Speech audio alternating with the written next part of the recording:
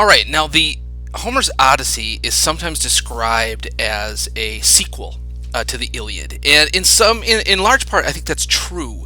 Although it's a very narrowly focused sequel, it certainly does not give us the full range of the stories that happened after the 10 years at Troy up here in the northwest corner of what we would call Turkey.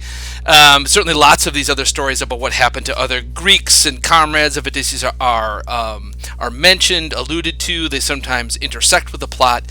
But of course, it's mainly about the journey home of Odysseus. So Odysseus, if you remember from the Iliad, he's the king of Ithaca, an island way over here off the west coast of the Greek mainland here. And he, like the other Greek kings and soldiers and various entourages, are once the Troy is destroyed, they get in their ships and they're all trying to get back to their various places. Now, there were lots of different legends that were told, not just by Homer, but by many other poets. And this was, of course, the whole Trojan saga was a favorite subject of the Greeks and of the storytellers. And there was a whole saga about what happened to the various Greek kings and soldiers who survived the war when they tried to get home. And the short answer to a very long question is what happened to them? Not a lot of good. Many of them drowned or were destroyed or blown off course. Agamemnon, if you remember, the king of the Greek expedition, makes his way back down to Mycenae or Argos, depending on who you're reading, only to find that his wife has been carrying on this affair and he's murdered in the bathtub. Ajax the Greater commits suicide. Ajax the Lesser is blasted by a thunderbolt, and so it's all of this.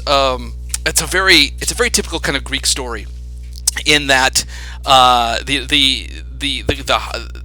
quest object is obtained. That is, the Troy is destroyed, is defeated after 10 years, and so they do what they came to do. But that's the moment it all goes south. That's the moment the downturn, the catastrophe happens, and so the gods turn their backs on the Greeks. The tradition is that once the Greeks enter Troy, they start committing all of these sacrileges, all of these horrible things, killing women and children, killing people who have taken refuge in temples, throwing infants off the battlements of Troy. In fact, there's even a tradition that Odysseus himself takes Astyanax, Hector and Andromache's baby boy, and throws him off the walls at Troy. No matter how kind of barbaric or violent we think of this day and age and this culture that produced these stories, no Greek would have seen that as being heroic or just. And so the Greeks do all of these horrible things, including Odysseus, depending on kind of what tradition you're looking at. And so the gods turn their backs. And that explains in some part why the Greeks have so much trouble getting back home. And of course, Odysseus has the most famous of these stories. So he's trying to kind of make his way down around the bend here and back to Ithaca, which, with smooth sailing would be a fairly, simple journey of maybe a couple of weeks. But instead, it takes him another 10 years to get back home. And the most famous part of the story is Homer tells us that Odysseus' men make it down to around this cape. This is the last kind of geographical known point that Homer mentions by name. But once they round this bend, that's where they kind of go off into this never land, and that's where they meet all of the famous creatures like the Sirens and the Cyclops and the Lotus Eaters, which you'll be reading about and talking about. And he only comes back home after another 10 years of being lost, back to Ithaca, and he comes back alone, having lost all of his ships and all of his men. Have drowned, been killed, eaten, dismembered, destroyed along the way.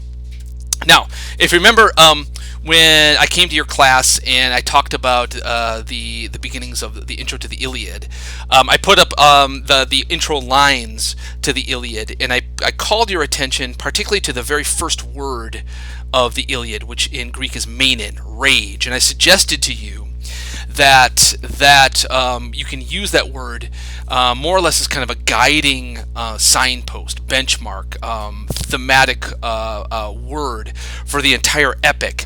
And it's the rage of Achilles, is that what those 24 books of that story are really about. Now, I think to a degree it also works with the Odyssey, maybe not as a direct kind of way, but the very first word in the Odyssey here, this Greek word would transliterate, or it would sound in English as andra. It's Andra here. And andra is the Greek word for a man. a human being. And the first line translates, again, just like in the Iliad, it's Homer calling upon the muse. You can see Musa here. He's calling upon, it says, "Speak to me, muse. Speak into me, muse, about the man Polytropon, the man of many turns, who suffered many, many things and such." And so Homer, if we follow this rule, he's calling our attention to the man, the human being. And some have taken this to mean that the Odyssey, much more so than the Iliad, is about kind of the isolation of humanity and from other human beings, from the gods. You'll remember that in the Iliad, the gods are very present. There's lots of scenes up on Olympus. There's gods coming down onto the battlefield and disguising and helping and moving around their favorites and the like. And by and large, that doesn't really happen in the Odyssey all that much. Now, the famous exception to that, of course, is Athena. The goddess Athena becomes kind of the guide, the mentor. You'll see she literally comes down and disguises herself as a figure named Mentor on Ithaca to help out Telemachus, Odysseus' son, early on. So, I mean, the gods are involved. Athena is very much involved. But they also recede. They also take a back seat. In fact, on the very second page of the Odyssey, second or third page, depending on your translation, there's a scene up on up on Olympus where Zeus basically says, "I've had it with human beings. They don't listen to us. We try to help them, and they don't listen. So forget them."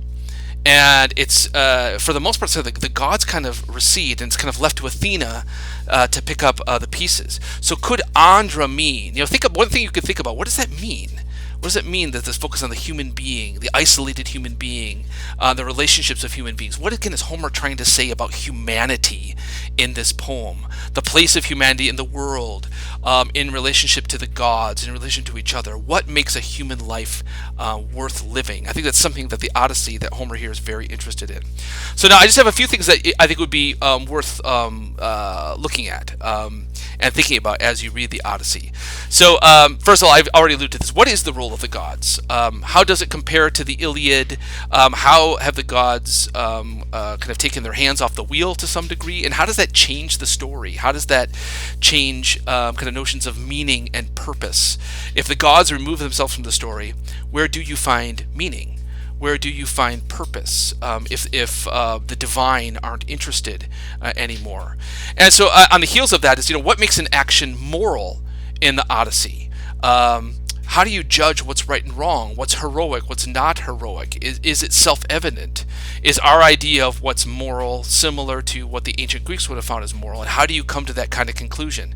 I'll give you kind of a heads up as one of the things that many scholars and commentators point to is this role of, you pronounce this as xenia. And xenia, it's a Greek word. It's usually translated as kind of like guest friendship or hospitality. And it's how guests treat hosts and how hosts behave under the care of how guests behave under the care of hosts, and this kind of this reciprocal relationship of how the stranger is treated and taken in. And so there is this kind of this divinely appointed role of hospitality in the ancient Greek world, and it's still it's live in many parts of Greece even to this day. This idea that if a stranger shows up on your doorstep and is in need of food or rest or water or whatever, you don't ask that person his or her name. You take them in, you give them what they need, you give them a gift if you can, and you send them on their way after a couple of days with food and provisions. And it's only at the end of that you might bring up, you might ask, what is your name, stranger? Tell us your story. All that other stuff comes first. So that concept shows up a lot in the Odyssey. The way that the suitors are in the house of Odysseus, the way that Odysseus's men are treated in various places as they wander the seas. When Odysseus winds up amongst the people of the Phaeacians, the notion of xenia is very much at play. So could this be a way of kind of judging who's good and who's bad? Xenia as kind of a moral signpost. The kind of hero that Odysseus is, you see a little bit of this in the Iliad, but not a lot. But he's what we would call a Matus hero. Matus, another Greek word, which is usually translated as kind of cunning, crafty, trickiness. That's where Odysseus's great ability lies. He's good with a bow, he's good with a spear, he's good on the battlefield, but he's best when he's using his mind. And so he's a different kind of hero than Achilles is. Achilles is the greatest warrior on the battlefield, but he's not. You wouldn't call him a genius. You wouldn't call him smart. You wouldn't call him. His instincts are amazing, but he's not crafty. He's not a planner. Odysseus is that guy, and so he uses his brain to get himself in and out of situations all on the way, and so. Generally speaking, kind of the cartoon understanding of the Odyssey is that we kind of revel in his craftiness, and we celebrate the trickster hero doing his tricks, and he's heroic because of his tricks that he can pull off. But is that always the case? Are we supposed to celebrate everything Odysseus does? So, arguably the most famous episode, and I'm guessing that even if you haven't read the Odyssey, you might have heard about this story within the Odyssey, is the Cyclops episode, where Odysseus and his men get trapped inside this cave, and Odysseus has to use his wits to save himself and as many of his men as possible before they're eaten by the Cyclops. Now, generally speaking, I would say that the general way that story has been taken has been as a trick to be celebrated. We kind of revel in the way that Odysseus fools the stupid Cyclops and kind of runs rings around him in terms of his intellect. But I want to kind of offer to you is that necessarily the whole story? Could we see the Cyclops as much more sympathetic, much more understandable, rather than just be a story of kind of good guy defeats bad guy, hero defeats monster? I would suggest that Homer's a lot more interesting than that, and I think he wants us to see both kind of the good side of the Matus Hero, the side to celebrate and to revel in, but he also wants to say that kind of hero comes with a very, very heavy cost. So watch for that. And so in this, you see what is Odysseus' relationship with his men? So like I mentioned, when he does ultimately get back home, all his men are dead. None of them are there to back up or to counter anything he might have to say about his journeys. He's the last man standing. So that one of the aspects of the Matus Hero is that the trickster is a liar. He lies. You'll see that Odysseus is constantly making up identities for himself. Why does he do this? What's he getting out of it? Does he just do it for the sake of doing it sometimes? He's a maddening character sometimes. And so Odysseus, too, with his men, what kind of king is this? There are many places in the Odyssey where I think you could argue that he just kind of uses his men as cannon fodder. They're there to be killed. They're there to kind of satisfy Odysseus' own curiosity. All of his men die. Ask yourself, how many of his men's deaths could you lay at the feet of Odysseus himself? It's a worthy question of asking, and I don't think it's a question that's asked all that often by readers of the Odyssey. Also, his relationship with Athena. So Athena, she breaks into the narrative at several places to guide Odysseus, to disguise him, to make him more attractive than he really is, and the like. But there's also kind of this element of distrust. One of the aspects of the Matus Hero is that you never fully trust anybody else, and so even Athena, who is kind of the goddess of that kind of craftiness, I think one of the reasons, maybe the main reason she loves Odysseus is because she sees a lot of herself in him. But that also you have these two Matus characters kind of in tension with each other. So is even his relationship with Athena strained because of this? And then at the end. The Suitors, of course, the big central problem, which the Odyssey begins with and ends with, is you have all these suitors, all these young men on Ithaca, who are saying, "Look, listen, Odysseus has been gone so long. Of course he's dead. He's not coming home. Ithaca needs a king. So Penelope, that's Odysseus' wife, you got to just accept that Odysseus is dead and marry one of us. Life must go on, and this is long overdue." And of course, Homer doesn't hide this from this. So if you didn't know this, I'm sorry for ruining the story. But Odysseus and his small band of allies at the end get together and they kill all of these suitors to a man. There's over 50 of them that are named.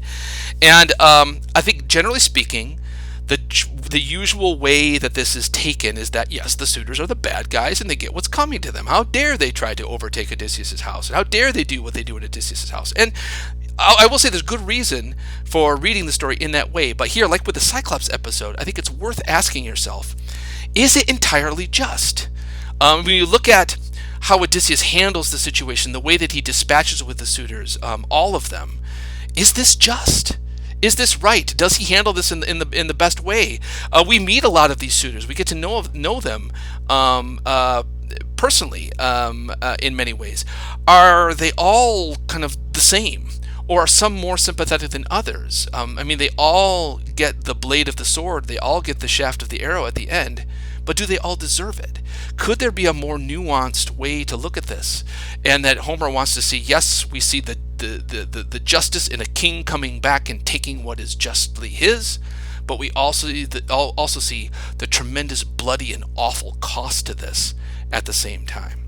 So those are just a few things that I invite you to think about, to talk about, to keep in mind as you read the Odyssey, and maybe I'll get a chance to present to you guys again. All right, see ya.